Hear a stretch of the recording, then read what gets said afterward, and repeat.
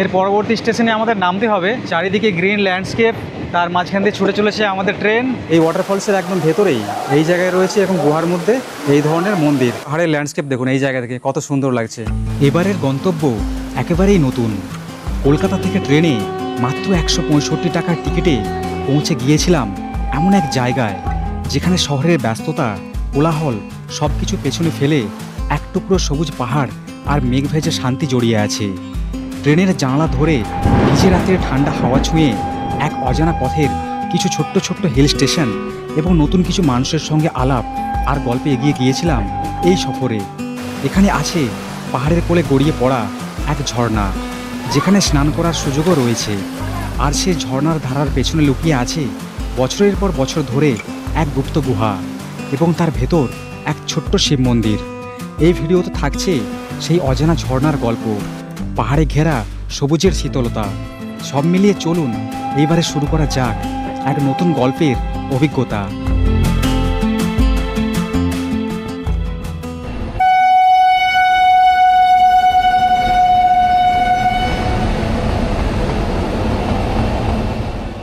Hello বন্ধুগণ, সবাইকে good afternoon. এখন বাজে ঘড়ি কাঁটায় 5:45। আজকে শুরু হয়ে গেল আবার একটা নতুন জার্নি, আর তার সাথে আবার একটা নতুন ভিডিওতে সবাইকে ওয়েলকাম। আজকে আমি চললাম একদম একটা নতুন ডেস্টিনেশনে, যেই জায়গার নাম আপনারা হয়তো শুনেছেন কিংবা অনেকে হয়তো শোনেননি। আর আজকের ট্রাভেলটা হবে একদম চিপভাবে, মানে খুব কম খরচে আজকে পৌঁছবো একদম নতুন একটা জায়গায়। আর আমি এখন দাঁড়িয়েছি আমার এবং সবার প্রিয় রেলওয়ে স্টেশন পাঁশকুড়া জংশনে। আজকে আমি যে ট্রেনে করে জার্নি করব সেই ট্রেন আছে শিয়ালদা রেলওয়ে স্টেশন থেকে। আমি এখন সন্ধ্যে 6:10 হাওড়া লোকাল ধরে পাঁশকুড়া থেকে চলে যাব সবার প্রথমে হাওড়া। তারপর চলুন একদম দেখা হচ্ছে আপনাদের সাথে শিয়ালদা রেলওয়ে স্টেশনে গিয়ে। আজকে আমার নিয়তিতে যেটা ঘটেছিল সেটা আমার জীবনের দেখা প্রথম দুর্ঘটনা। দীর্ঘক্ষণ প্রতীক্ষার পরে 6:10 পাঁশকুড়া হাওড়া লোকাল পাঁশকুড়াতে লেটে প্রবেশ করায় ট্রেনের প্যাসেঞ্জারেরা এমনিতেই ক্ষুব্ধ। শেষমেশ সন্ধ্যে 6:58 পাঁশকুড়ার 4 নম্বর প্ল্যাটফর্ম থেকে রওনা হয় আমাদের ট্রেন হাওড়ার উদ্দেশ্যে। কিন্তু কারো জীবন নিয়ে নেওয়ার মতো এমন দুর্ঘটনা একই ট্রেনে একই কোচে আমারই পাশে যে ঘটতে পারে এই সম্বন্ধে কল্পনাও আমি আগে থেকে করতে পারিনি। এই দৃশ্য দেখানোর উদ্দেশ্য ভয় বা বিপর্যয় তৈরি করা নয়, শুধুমাত্র আপনাদের ট্রেন জার্নিতে আরও সাবধান থাকার জন্য এই ফুটেজ দেখাচ্ছি। রেলের নির্দেশ না মেনে চলন্ত ট্রেনের ফুটবোর্ডে দাঁড়িয়ে থাকা এক ব্যক্তি অল্প অসাবধানতার জন্য ট্রেনের বাইরে মাথা বার করতে গিয়ে চোখের সামনে মৃত্যুর শিকার হয়েছে মাত্র কয়েক মিনিট আগেই। সেই লাল রক্তে ভেসে যাওয়া কোচের মধ্যে দাঁড়িয়ে কখন হাওড়া স্টেশনে গিয়ে পৌঁছেছিলাম সেই দিকে বিশেষ ধ্যান ছিল না, শুধু 13 নম্বর প্ল্যাটফর্মের নাম্বারটাই লক্ষ্য করেছিলাম। এখন ঘড়ি কাঁটায় 9:30। এখন ফাইনালি পৌঁছে গেলাম হাওড়া জাংশনের 13 নম্বর প্ল্যাটফর্মে। আজকে জার্নির শুরুতেই একটা মৃত্যু দেখলাম। এই যে কত বড় একটা দুর্ভাগ্য, মৃত্যু দেখে আজকে জার্নি শুরু করতে হচ্ছে। মানে এইভাবে যে কীভাবে মানুষ জার্নি করে লোকাল ট্রেনের মধ্যে এটা হচ্ছে বুঝতে পারি না। গেটের সামনে ঝুলে ঝুলে যাচ্ছে। এমনিতে আজকে রবিবারে লোকাল ট্রেনের ভিড় অন্যান্য দিনের থেকে অনেকটা কম হয়, কিন্তু তা সত্ত্বেও গেটের বাইরে ঝুলে ঝুলে যাচ্ছে। ব্যাস বাইরে যে পোস্টগুলো আছে, কারেন্টের যে পোস্টগুলো, ওদের সঙ্গে সঙ্গে ধাক্কা লাগলো, সাথে সাথে মৃত্যু। মানে চোখের সামনে এরকম মৃত্যু আমি আজ পর্যন্ত কোনোদিন দেখিনি। গোটা চারিদিক পুরো লাল রক্তে আপনাদেরকে দেখালাম। সত্যি কথা বলতে এমন ভয়ঙ্কর খারাপ লাগার অভিজ্ঞতা আজ পর্যন্ত কোনোদিন আমার হয়নি। খুবই খারাপ লাগছে, কিন্তু কিছু করারও নেই, যা হবার সেটা হয়ে গেছে। কিন্তু যারা লোকাল ট্রেনে জার্নি করেন তাদেরকে বলবো একটু সাবধানে যাওয়া আসা করবেন। তাহলে চলুন, এখন আর কিছু করার নেই। এখন আমি বাসে উঠে পড়ি, আমার হাতেও সময় রয়েছে খুবই কম। হাওড়া থেকে এখান থেকে বাস ধরবো, সোজা একদম চলে যাব শিয়ালদা রেলওয়ে স্টেশনে। কিছুটা দমনা হয়ে শিয়ালদহগামী বাসে উঠেই ট্রেনের টাইমিং চেক করে দেখলাম যে ট্রেনে আজকে আমার জার্নি করার কথা ছিল রাত্রি 10:05, সেই ট্রেন আমার পক্ষে ধরা একদমই অসম্ভব। ট্রেনের নাম্বার ছিল 13153 শিয়ালদহ মালদা টাউন গৌড় এক্সপ্রেস। কিন্তু ভাগ্য ভালো ছিল যে আগে থেকে এই ট্রেনের কোনো কনফার্ম টিকিট বুকিং করিনি। কাজেই সেকেন্ড অপশন মানে আজকের পরবর্তী শেষ ট্রেন পদাতিক এক্সপ্রেসটাই চুজ করতে হবে। আজকে আমি চললাম কলকাতা ছেড়ে ঝাড়খণ্ডের আবার এক নতুন জায়গায়। তো যেই ট্রেনে যাওয়ার কথা ছিল সেই ট্রেন তো ধরতে পারবো না। পরবর্তী ট্রেন রয়েছে আমার 11:20-22 আশেপাশে। ওই ট্রেনটা ধরেই আজকে পৌঁছবো আমরা প্রথমে রামপুরহাট জাংশনে। ওখান থেকে রয়েছে আমাদের দ্বিতীয় ট্রেন। চলুন কিভাবে যাই, কত খরচ হচ্ছে সব কিছু শেয়ার করবো আপনাদের। যেহেতু কম বাজেটের ট্রিপ, সেই জন্য আজকে জেনারেল টিকিটে জার্নি করবো, এটা নিশ্চয়ই বুঝতে পেরেছেন আগে থেকে। তাহলে চলুন স্টেশনের ভেতরে যাওয়া যাক। তাড়াহুড়োতে মোবাইলের ইউটিএস অ্যাপ থেকে টিকিট নিতেই ভুলে গিয়েছিলাম। তাই এবার সেকেন্ড অপশন স্টেশন থেকেই টিকিট কাটা ছাড়া কোনো উপায় নেই। কিন্তু কাউন্টারের লাইনে এত লম্বা ভিড় যে শেষমেশ ইউটিএস মেশিনের কিউআর কোড স্ক্যান দিয়েই টিকিট কাটতে হলো। আজকে আমার ব্রেক জার্নির প্রথম ধাপের শিয়ালদহ থেকে রামপুরহাট জংশনের জেনারেল টিকিটের মূল্য পড়ল মাথাপিছু 100 টাকা। যেহেতু জেনারেল টিকিটে জার্নি করব তাই আগে থেকে লাইন দিতে হবে। তাই ট্রেনের চার্টবোর্ডের দিকে তাকিয়ে সময় নষ্ট না করে মোবাইলের অ্যাপেই চেক করে পৌঁছে যাই 12 নম্বর প্ল্যাটফর্মে। ঘড়ি কাঁটায় এখন 10:30। ফাইনালি কোচ পজিশনে ট্রেনের নাম্বার এবং ট্রেনের নাম দিয়ে দিয়েছে। 12 নম্বর প্ল্যাটফর্ম থেকে ছাড়ছে ট্রেনটা। আর এমনিতেও মোবাইলের অ্যাপে চেক করলে ওখানে 12 নম্বরই দেখায়। ঠিক 13 নম্বর প্ল্যাটফর্মে এখন দাঁড়িয়ে রয়েছে শিয়ালদা আজমির সুপারফাস্ট। কিছুক্ষণ আগে শিয়ালদার 12 নম্বর প্ল্যাটফর্ম থেকে ছেড়ে বেরিয়ে গেল শিয়ালদা হলদিবাড়ি দার্জিলিং মেল। আর আজকে আমি যে ট্রেনে করে জার্নি করব তার নাম্বার 12377, শিয়ালদা থেকে ছেড়ে যাওয়া পদাতিক এক্সপ্রেস। ওই ট্রেনে করে আমি প্রথমে পৌঁছে যাব রামপুরহাট জাংশনে। এই ট্রেনে টোটাল 4টে জেনারেল কোচ আছে। প্রথম ভাগে রয়েছে 2টো এবং একদম শেষ প্রান্তে রয়েছে 2টো। 1 ঘন্টা আগে এসেও দেখতে পাচ্ছেন লাইন পড়েছে আমার এই জায়গাতে। এবং ঠিক 10:35 শিয়ালদার 12 নম্বর প্ল্যাটফর্মে দিয়ে দিল পদাতিক এক্সপ্রেস।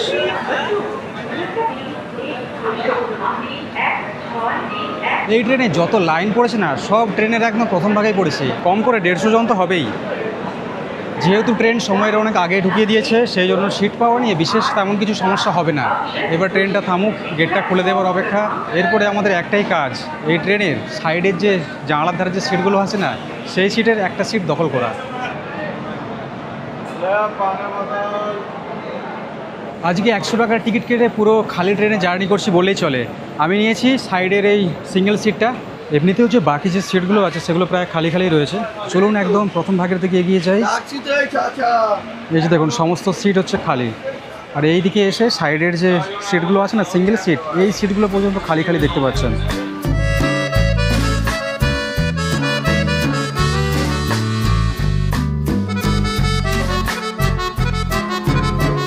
তাহলে শুরু হয়ে গেল আজকে আমাদের আবার একটা নতুন জার্নি, একদম একটা আপডেট ডেস্টিনেশন। এই জায়গার ভিডিও আপনারা হয়তো দেখেছেন কিংবা হয়তো খুব কম দেখেছেন। যেহেতু আজকের এই ট্রেন সুপারফাস্ট এক্সপ্রেস, সেই জন্য বেশি জায়গায় দাঁড়াচ্ছে না। রামপুরহাট যাওয়ার আগে মাত্র 2 জায়গায় দাঁড়ায়। প্রথমে দাঁড়াবে বর্ধমান জংশনে আর তারপর দাঁড়াবে বোলপুর শান্তিনিকেতনে। আমাদের এক্সপ্রেসকে ওভারটেক করে লোকাল ট্রেন বেরিয়ে যাচ্ছে, ভাবা যায়? এই লোকাল ট্রেন দেখলে না আজকের সে ঘটে যাওয়া সে দুর্ঘটনার কথা আবার বারবার করে মনে পড়ে যাচ্ছে। আজকের এই শিয়ালদহ থেকে নিউ আলিপুরদুয়ারগামী এই পদাতিক এক্সপ্রেস সপ্তাহে প্রতিদিনই শিয়ালদহের 12 নম্বর প্ল্যাটফর্ম থেকে রাত্রি 11:20 ছেড়ে যায়। আজকে আমার ডেস্টিনেশনে যাওয়ার প্রথম গন্তব্য রামপুরহাট জংশনে। এই ট্রেনের পৌঁছবার সময় রাত্রি 2:22। ঠিক 11:32 দমদম জংশন প্রবেশ করার পর রাতের হালকা খাওয়া দাওয়ার পর্ব শেষ করলাম। এই খাবার অবশ্য আমার বাড়ি থেকে নিয়ে আসা কিংবা কেনা খাবার নয়, এটা আমার সাথে আসা 2 ভাইয়ের হাতে বানানো খাবার। খাবার শেষ করার আগেই আমরা ক্রস করি দক্ষিণেশ্বর রেলওয়ে স্টেশন। ট্রেনের ভেতর থেকেই দক্ষিণেশ্বরের স্কাইওয়াক এবং কিছুক্ষণ পর দক্ষিণেশ্বরের রেল ব্রিজ মানে বিবেকানন্দ সেতুর ওপর থেকে দক্ষিণেশ্বর কালী মন্দির দর্শন করে ফেললাম। কিছুক্ষণ পরে বর্ধমানে প্রবেশ করার আগেই আশ্চর্যজনকভাবে আমরা ক্রস দিলাম শিয়ালদহ মালদা টাউন গৌড় এক্সপ্রেসকে, যে ট্রেনে করে আজকে আমার জার্নি করার কথা ছিল। এরপর প্রবেশ করলাম এই ট্রেনের প্রথম হল্ট বর্ধমান জংশনে। প্ল্যাটফর্মের নাম্বার ছিল 1 এবং সময় ছিল ঘড়ির কাঁটায় 12:42। মাত্র 2 মিনিট হল্ট করে এরপর আমরা রওনা হলাম এই ট্রেনের দ্বিতীয় হল্ট বোলপুর শান্তিনিকেতনের উদ্দেশ্যে। এই স্টেশনে পৌঁছানোর সময় ছিল 1:30 1 নম্বর প্ল্যাটফর্মে, কিন্তু ট্রেন লেটে চলায় পৌঁছেছিলাম 1:55। স্বভাবতই এর পরবর্তী স্টেশন মানে এই ট্রেনের 3 নম্বর হল্ট রামপুরহাট জংশনে গিয়ে পৌঁছেছিলাম রাইট টাইম 2:22 জায়গায় 2:53। ফাইনালি 214 কিলোমিটার জার্নি অতিক্রম করে আমরা পৌঁছে গেছি রামপুরহাট জাংশনের 2 নম্বর প্ল্যাটফর্মে। এই স্টেশনে আমাদের বেশ কিছুক্ষণ এখন ওয়েট করার পালা, কারণ সকাল 6:05 এখান থেকে রয়েছে আমাদের দ্বিতীয় লোকাল ট্রেন, যে ট্রেনে করে আজকে আমরা পৌঁছবো আমাদের গন্তব্যে। আর রামপুরহাট মানে আমরা জানি খুবই একটা পপুলার স্টেশন তারাপীঠ যাওয়ার জন্য। অনেকে আছে তারাপীঠ রোডে নামে, এর আগে যেটা পার করে চলে আসছি আমরা, কিন্তু রামপুরহাট সবথেকে বেস্ট কারণ এখান থেকে ট্রান্সপোর্টের সুবিধা সব থেকে বেশি। এই ওভারব্রিজ ক্রস করে আমরা এখন চলে আসলাম 1 নম্বর প্ল্যাটফর্মে, 2য় শ্রেণীর প্রতীক্ষালয়। এখানে অনেক মানুষ ভেতরে অলরেডি আছে, চাইলে এখানে ভেতরেও কিছুক্ষণ প্রতীক্ষা করা যায়, কিন্তু আমরা একটু পায়ে হেঁটে দেখছি, স্টেশনটা ঘুরে দেখি, তারপর স্টেশনের বাইরে বেরিয়ে দেখি চাটা কি আছে এখানে খাই। ঠিক প্রতীক্ষালয়ের পাশে এটা হচ্ছে এক্সিটের গেট এবং টিকিটের কাউন্টার। রাতের সময় রামপুরহাট স্টেশনের বাইরের লুকটা আপনাদেরকে একবার দেখাচ্ছি। এইটা হচ্ছে গেট স্টেশনে যাওয়ার, আর এই জায়গাটা দেখছেন এটা হচ্ছে এখানের গাড়ি স্ট্যান্ড। এখান থেকে প্রচুর টোটো অটো পাওয়া যায় তারাপীঠে ঘুরতে যাওয়ার জন্য। ঠিক স্টেশনের বাইরে এই জায়গায় রয়েছে একটা ছোট্ট রেলের ইঞ্জিন। শিয়ালদা থেকে যেই গৌড় এক্সপ্রেসে করে আমাদের এখানে এসে পৌঁছানোর কথা ছিল, সেই ট্রেন ঢুকছে এখন, অ্যানাউন্স করলো। এখন ঘড়ির কাঁটায় 3:28। এখন 2 নম্বরের প্ল্যাটফর্মে ঢুকছে Sealdah Malda town Gour express. Gour express যদি আসতাম তাহলে এই যে 100 টাকা করে আমাদের খরচ পড়েছে, এই খরচটা কমে গিয়ে হয়তো 90 টাকা কিংবা 95 টাকা পড়তো।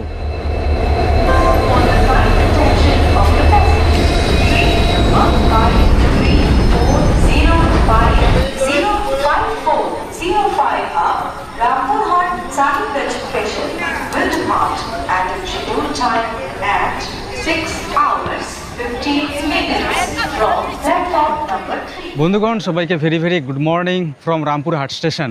আমরা যাচ্ছি এই ট্রেনে করে, এটা হচ্ছে যে রামপুরহাট থেকে সাহেবগঞ্জ যাচ্ছে। তো এই সাহেবগঞ্জ ট্রেনে করে আমরা যাচ্ছি মহারাজপুর স্টেশনে, যার টিকিটের মূল্য পড়েছে আমাদের 30 টাকা করে জন প্রতি। এই ট্রেনটা এখান থেকে ছাড়বে সকাল 6:15। এই ট্রেনটা 2 ঘন্টা 42 মিনিটের মতো কাভার করে আমাদেরকে পৌঁছে দেবে মহারাজপুর স্টেশনে। আর আজকে আমরা ঝাড়খণ্ডের যেই জায়গাতে যাচ্ছি সেই জায়গাতে অনেকভাবে যাওয়া যায়, আমরা যেভাবে এসেছি এইভাবেও যাওয়া যায়, কিংবা হাওড়া থেকে একটা সাহেবগঞ্জের ট্রেন আছে যেটা সরাসরি একদম সাহেবগঞ্জ পর্যন্ত পৌঁছানো সম্ভব। কিন্তু ওই ট্রেনে গেলে অনেক সমস্যা, কারণ সাহেবগঞ্জ থেকে আজকে আমরা যে জায়গায় যেতে চলেছি সেই জায়গার ডিস্টেন্স বেশ কিছুটা, যেটা অনেকটাই হচ্ছে খরচবহুল।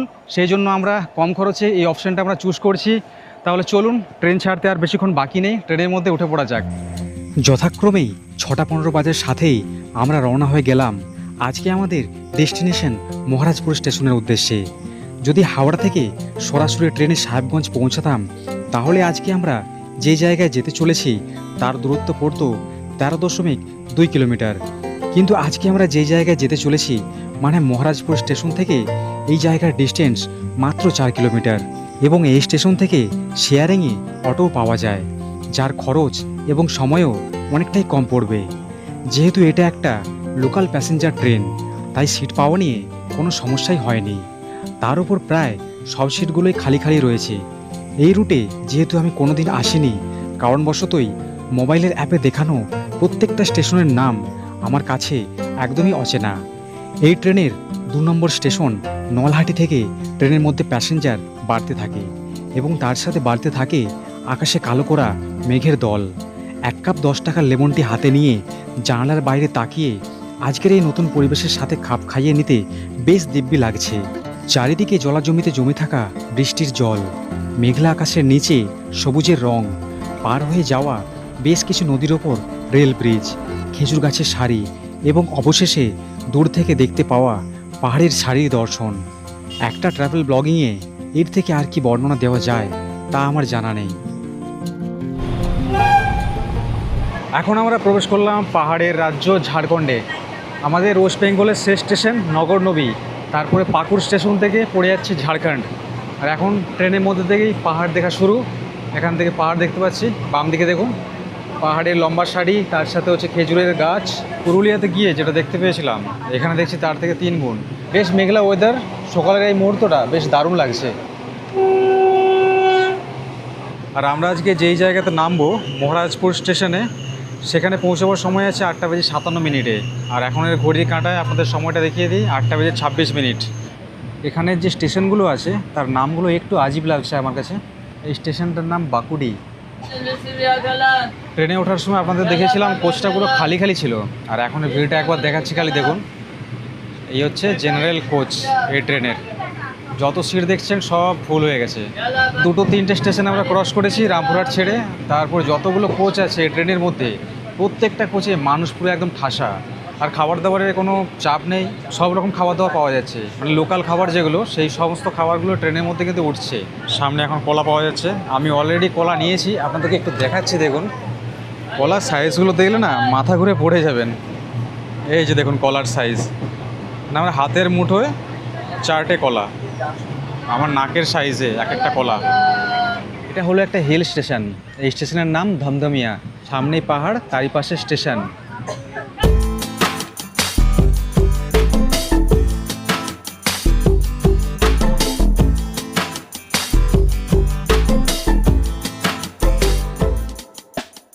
আমরা প্রায় চলে এসেছি।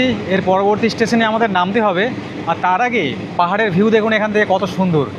চারিদিকে গ্রিন ল্যান্ডস্কেপ, তার মাঝখান দিয়ে ছুটে চলেছে আমাদের ট্রেন। আর এখানে রয়েছে কিছু সবুজ সব চাষের জমি। এক কথায় আজকের নেচারটা না একদম দারুণভাবে এনজয় করছি।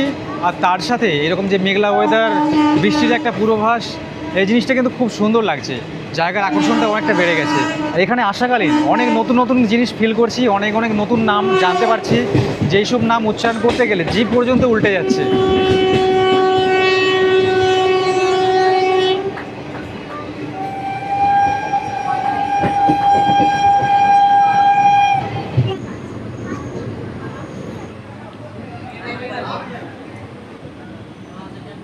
ফাইনালি রামপুরহাট থেকে আমরা 119 কিলোমিটার জার্নি কভার করে পৌঁছে গেলাম মহারাজপুর রেলওয়ে স্টেশনে। এইটা হচ্ছে 2 নম্বরের প্ল্যাটফর্ম। সামনে এখন লেখা রয়েছে ট্রেন অলরেডি এখান থেকে ছেড়ে আমাদের বেরিয়ে যাচ্ছে। ডান দিকে এইদিকে রয়েছে পাহাড়। মানে এক কথায় মহারাজপুর স্টেশন হচ্ছে একটা হিল স্টেশন, একদম পাহাড়ের নিয়ারেস্ট। আর যে জায়গায় আজকে আমরা যেতে চলেছি না, এই জায়গা থেকে সেই জায়গার ডিস্টেন্স সব থেকে সামনে, মাত্র 1.34 কিলোমিটারের মতো। তাহলে চলুন স্টেশনের বাইরে বেরিয়ে যাই এবং কিছু খাওয়া দাওয়া করবো। তার সাথে দেখি একটা টোটো কিংবা অটো আমরা নিয়ে নেব। আর এখানে কি কি সাইট সিন আছে ঘুরে দেখার মতো সব কিছু দেখাবো আপনাদের। চলুন।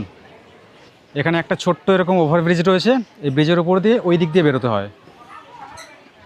সামনেই রয়েছে একদম পাহাড়, একদম পাহাড়ের কোলেই রেলওয়ে স্টেশন, হিল স্টেশন। বেশ সুন্দর বাতাস বইছে এখন। আর এখানে গাছে গাছে না প্রচুর পাখি, প্রচুর। এত পাখি আমি আমার জন্মে কোনোদিনও দেখিনি একটা জায়গার মধ্যে। স্টেশন থেকে ওভারব্রিজ দিয়ে আমরা এই জায়গাতে আসলাম। এই জায়গা দিয়ে সোজা এগিয়ে গিয়ে বাম দিক দিয়ে রয়েছে বাইরে বেরোনোর রাস্তা। সেই রকম পরিমাণে ভিড় এই স্টেশনে কিন্তু দেখতে পাওয়া যাচ্ছে না, কিন্তু স্টেশনের আশেপাশের যে প্রকৃতি দারুণ সুন্দর। এইদিকে দেখুন কত বড় বড় পাহাড়। বেশ খালি খালি জায়গাটা লাগছে, বেশি মানুষজনের ভিড় একদমই নেই এখানে। তো এখান থেকে বুঝতে পারছি না কোন দিকে গেলে এখান থেকে গাড়ি পাওয়া যাবে, অটো কিংবা টোটো, জিজ্ঞেস করতে হবে কাউকে। স্টেশনের বাইরেই এখানে রয়েছে একটা কালী মন্দির। এরকম ওপরে একটা আশুত গাছ আছে। এই যে ভেতরে মন্দিরটা দেখাই আপনাদের একটু। ওই একটা ছোটোখাটো মন্দির আর কি।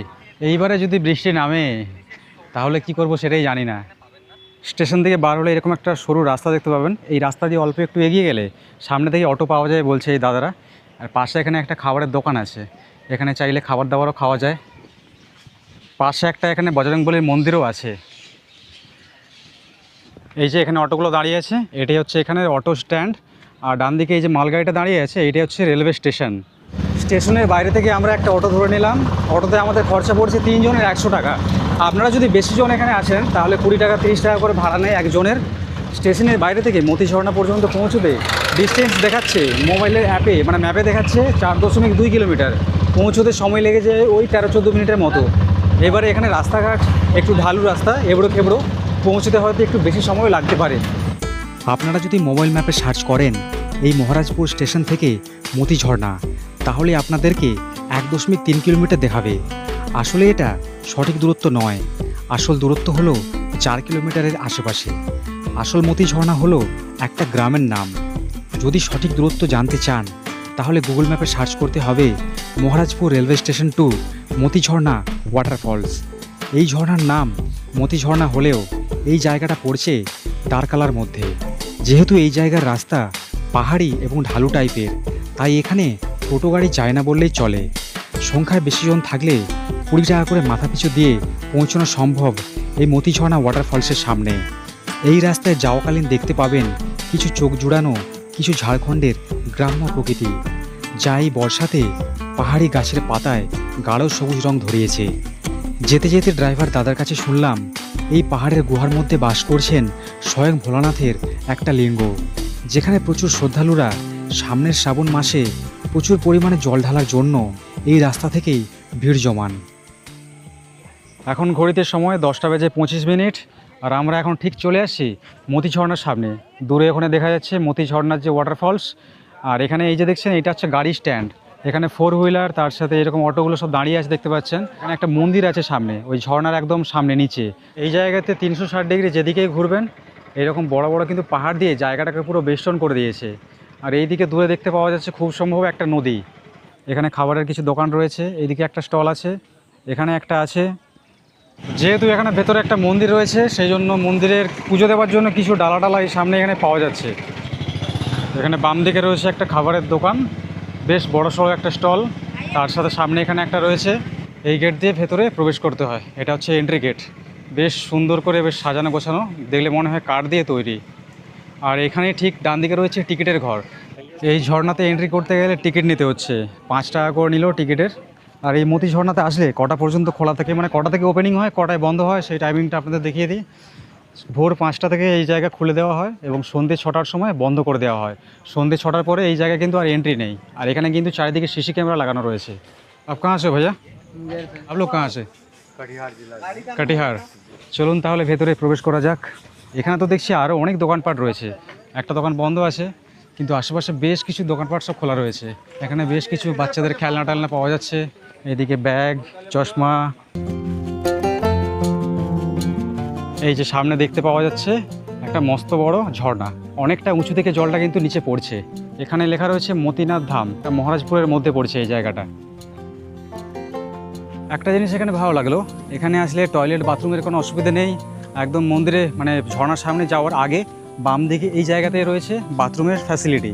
এই জিনিসটা খুব একটা ভালো জিনিস, বিশেষ করে যারা মহিলারা আসছেন তাদেরকে কিন্তু এই জিনিসগুলো না থাকলে অনেক জায়গায় অনেক সমস্যায় পড়তে হয়।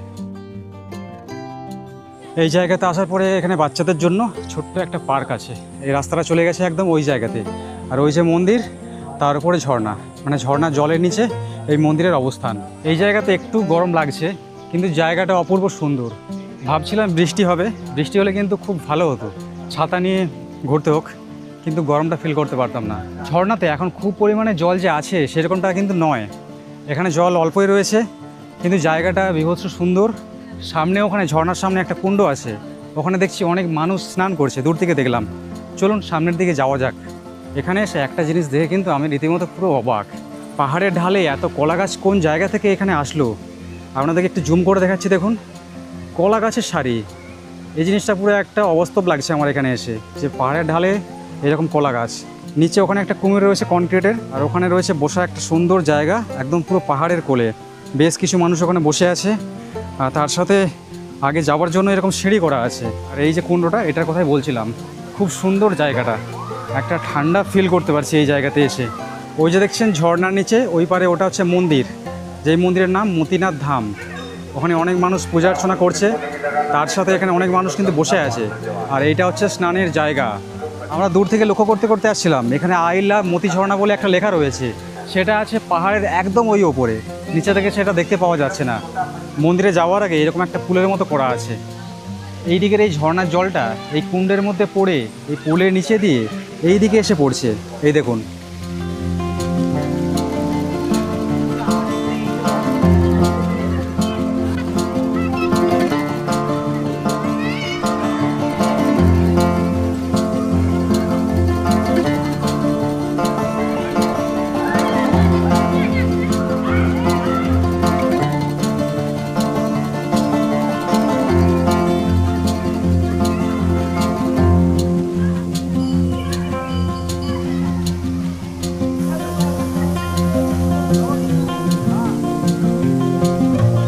তো বন্ধুগণ, এটাই হচ্ছে মতি ঝর্ণা ওয়াটারফলস, কিন্তু ওয়াটারফলসের জলের পরিমাণ খুবই কম। তারপরেও জায়গাটা কত সুন্দর লাগছে দেখুন, প্রত্যেকটা পাহাড়ের খাঁজে যেন মনে হচ্ছে কিছু একটা এঁকে দেওয়া হয়েছে। আর জায়গাটা কিন্তু প্রচণ্ড ডেঞ্জারাস, যার জন্য এই জায়গাতে কাউকে যেতে দেওয়া হয় না। সবাই স্নান করছে দেখতে পাচ্ছেন এই জায়গাতে। আর এই জায়গার পাশে এই জায়গাতে রয়েছে একটা মন্দির, যে মন্দিরের নামটা হচ্ছে মতিনাথ মন্দির, একদম পাহাড়ের গুহার ভেতরে ওই জায়গায় মন্দিরটা নির্মাণ করা হয়েছে। তার আগে আপনাদেরকে আরেকটা জিনিস দেখিয়ে দিই, যারা এখানে স্নান করছেন না তাদের জন্য কিন্তু এখানে ড্রেস পোশাক চেঞ্জ করার জন্য এইরকম বড় একটা হলঘর করা আছে। আর এখানে লেখাও রয়েছে, কিন্তু এটা কেবলমাত্র শুধু হচ্ছে মেয়েদের জন্য, আর বাদবাকি যারা ছেলেরা এখানে স্নান করছে তারা এই আশেপাশে এইসব জায়গাতে ড্রেস চেঞ্জ করতে পারবে। সব মিলিয়ে যারা হচ্ছে একদম নতুন একটা জায়গা খুঁজছেন, সাথে এরকম পাহাড়, তার সাথে ঝর্ণা, মন্দির, তার সাথে স্নানের সুযোগ যারা চাইছেন, তারা কিন্তু 1-2 দিনের জন্য চলে আসতে পারেন এই মতি ঝর্ণাতে। খুব বেশি দূরেও নয় আর খুব বেশি খরচও নয়, একদম অল্প খরচে আমরা চলে এসেছি। স্টেশন থেকে মাত্র 100 টাকা খরচা করে আমরা চলে আসলাম মতি ঝর্ণার সামনে। তো কিছুক্ষণ এখানে আমরা ঘোরাঘুরি করব, মন্দিরের ভেতরে যাব, দর্শন করব, দেখি ভেতরে ওখানে মোবাইলে কিংবা ক্যামেরাতে ছবি তুলতে দিচ্ছে কিনা। যদি দেয় তাহলে আপনাদেরকে দেখাবো। আর তাছাড়া এখানে কিছুক্ষণ সময় কাটিয়ে এই ঝর্ণা স্নান টান করবো। তারপর দেখি হাতে সময় থাকলে এখানে আশেপাশে যদি কিছু দেখানো যায় আজকে, মানে ফিরে যাওয়ার আগে, তাহলে সেগুলো আপনাদের দেখাবো। স্নান করার যে জায়গাটা আছে বেশ কিন্তু অনেকটাই স্পেসিয়াস। এখানে রয়েছে একটা বড় পাথর। এই মতি ঝর্ণা এই ঝাড়খণ্ড রাজ্যের সাহেবগঞ্জ জেলার সবথেকে মনোরম জলপ্রপাত, যার হাইট 50 ফিটের কাছাকাছি। এই মতি ঝর্ণা শব্দের অর্থ মতির ধারা। সারা বছর এই ফলসে কম বেশি জলধারা মতির আকারে ঝরে পড়তে দেখা যায়, যার জন্য এর নাম হয়েছে মতি ঝর্ণা।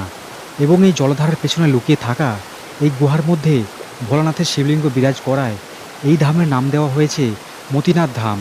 একটু দূর থেকে দেখলে বোঝা খুবই মুশকিল যে এই জলধারার পেছনে ঝুলন্ত পাহাড়ের ভেতর এই গুহাতে মানুষের যাওয়া আসা থাকতে পারে। এই গুহার শিবলিঙ্গ খুবই একটা রহস্যময় রূপে বিরাজ করছে যুগ যুগ ধরে, যেন কোনো রহস্যময় শক্তি এই ঝুলন্ত পাথরকে হাতে করে ধরে রেখেছে ভগ্নের হাত থেকে। আমি এখন আছি মতিনাথ ধামের সেই গুহার মধ্যে। এখানে কত মানুষ, কত ভক্ত হচ্ছে পূজা অর্চনা করছে। এখানে আছে মতিনাথ ভগবান, মানে এখানে শিবের একটা লিঙ্গ আছে এখানে, যেখানে সবাই হচ্ছে পুজো দিচ্ছে। আমিও এখানে প্রণাম টনাম করলাম, একটা টিকাও লাগিয়ে নিয়েছি। আর এখানে জায়গাটা আপনাদেরকে ভালোভাবে দেখিয়ে দিই। পুরোপুরি ওপরের দিকে না এরকম পাথর ঝুলে রয়েছে, মানে পাহাড়টা বাইরে থেকে যে পাহাড়টা আমরা দেখছি, এই যে সামনে দেখুন এটা হচ্ছে ওয়াটারফলস। মানে দূর থেকে দেখলে কিন্তু বোঝা যায় না ভেতরে এখানে মন্দির আছে। এই ওয়াটারফলসের একদম ভেতরেই এই জায়গায় রয়েছে এরকম গুহার মধ্যে এই ধরনের মন্দির। মানে এক ধরনের ঝুলন্ত জায়গা। আমরা সঙ্গে করে যে ব্যাগ নিয়ে আসছিলাম কাঁধে করে, সেই ব্যাগটা আমরা বাইরে রেখে আসছি, কারণ ব্যাগ নিয়ে এই জায়গা দিয়ে ভেতরে প্রবেশ করতে প্রচণ্ড অসুবিধে হয়। এটাই এন্ট্রি এবং এক্সিটের গেট। ভগবানের দর্শন করলাম, বেশ ভালো লাগলো, একটা শান্তি আছে এই ভেতরে। এই ভগবান খুবই জাগ্রত। শ্রাবণ মাসের সময় এখানে আসলে না এই জায়গাতে এত মানুষের ভিড় থাকে জল ঢালার জন্য, এই জায়গাতে দাঁড়ানোর মতো জায়গা থাকে না। ঘড়ি কাঁটায় এখন দুপুর 12টা বেজে 1 মিনিট, আর এখনও এই সময় এখানে মানুষ দেখুন। মানে আমরা যখন এসেছিলাম তখন কি মানুষ ছিল, তার তুলনায় 4-5 গুণ এখন মানুষ বাড়ছে। মানে এক কথায় যত বেলা বাড়ছে তত মানুষও বাড়ছে এখানে।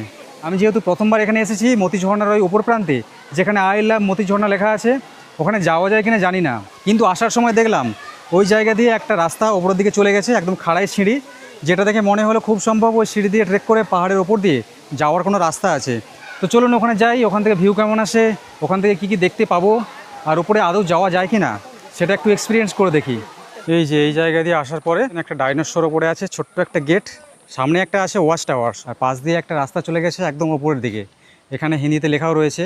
আসলে এটা হচ্ছে সাধারণ রাস্তা নয়, এখানে কিছু কাজ চলছে। তারপরে এখানে সব পাথর এখন সব ওপর থেকে পড়ছে, ল্যান্ডস্লাইড হচ্ছে, ছোটো ছোটো পাথর দেখছেন এখানে পড়ে রয়েছে, যার জন্য এই রাস্তা এখন পুরোপুরি বন্ধ করে দেওয়া হয়েছে।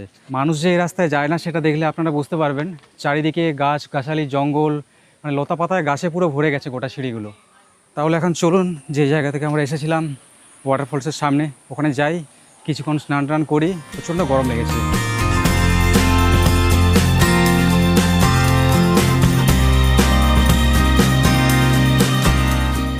প্রায় 1 ঘন্টার মতো এই জায়গাতে আমরা কিন্তু দাঁড়িয়ে দাঁড়িয়ে ওয়েট করলাম, এত মানুষ এখানে স্নান করছিল। এখন একটু খালি পেয়েছি, তো এখন আমরা কিছুক্ষণ স্নান করব, লাফঝাপ করব। পাহাড় থেকে জল হতে পারে যে কম নামছে, কিন্তু এই জলের টেম্পারেচার মারাত্মক ঠান্ডা।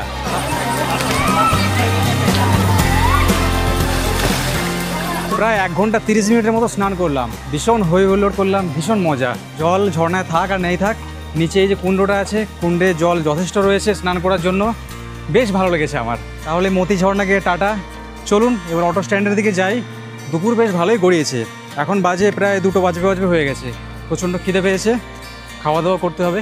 2-3টে দোকান আছে দেখলাম যেখানে গাড়ির স্ট্যান্ডটা আছে। এখানে খাবার দাবার বলতে এখানে ঝাড়খণ্ডের এবং বিহারের মানুষজন যারা সব আসে এখানে, তারা যেগুলো খায় সেই জিনিসগুলো এখানে পাওয়া যায় বেসিক্যালি। তো এখানে দেখছি আমাদের বাঙালি খাবার দাবার যদি কিছু পাওয়া যায় তো সেগুলোই হচ্ছে খাবো। সেই যে ছোট্ট ওয়াচ টাওয়ারটা দেখিয়েছিলাম যেটাতে তখন উঠতে পারিনি, তো এখন সেই জায়গায় উঠে চলে আসছি। এই ওয়াচ টাওয়ার থেকে চারিদিকে 360 ডিগ্রি ভিউ আপনাদেরকে দেখাচ্ছি। দেখুন চারিদিকে বেষ্টন করে রেখেছে পাহাড়, এইদিকে রয়েছে মতি ঝর্ণা, আর ওই জায়গায় লেখা রয়েছে আই লাভ মতি ঝর্ণা। মানে এই সিঁড়িটা যদি আমাদের জন্য ওপেন থাকতো, মানে পর্যটকদের জন্য, তাহলে এই ওপর দিয়ে একটা রাস্তা চলে গেছে দেখতে পাচ্ছেন, এই পাহাড়ের ওপর দিয়ে একদম গিয়ে পৌঁছানো যায় ওই জায়গাটাতে। কিন্তু কোনো একটা কারণবশত এটা বন্ধ করে রাখা হয়েছে।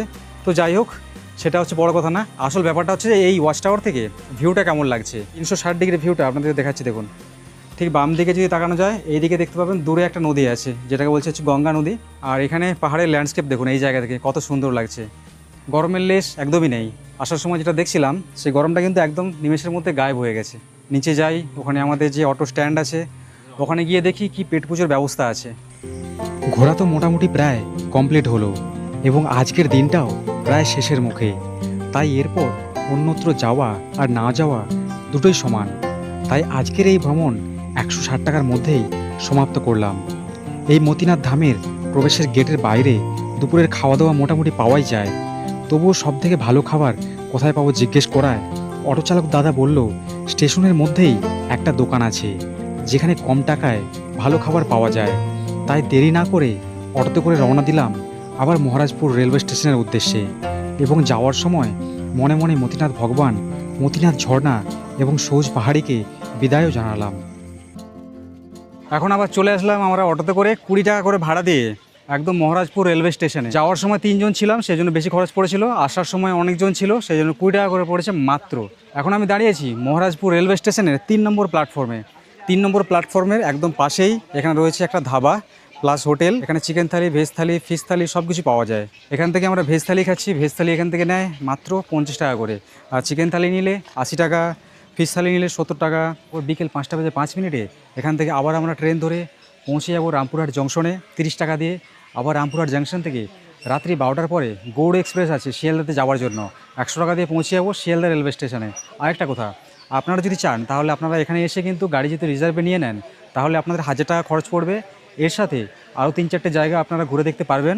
এবং যদি আপনারা না ফিরে যেতে চান একদিনের মধ্যে, যদি এখানে থাকতে চান তাহলে এখানে সামনাসামনির মধ্যে আপনারা সাহেবগঞ্জে অনেক হোটেলের অপশন পেয়ে যাবেন থাকার জন্য। তাহলে ভিডিওটা কেমন লাগলো অবশ্যই কমেন্ট করে জানাবেন। এরপরে আপনাদের সাথে দেখা হচ্ছে আবার নতুন কোনো ভিডিও নিয়ে নতুন কোনো জায়গায়। সবাই ভালো থাকবেন, সুস্থ থাকবেন। সবাইকে টাটা, বাই বাই।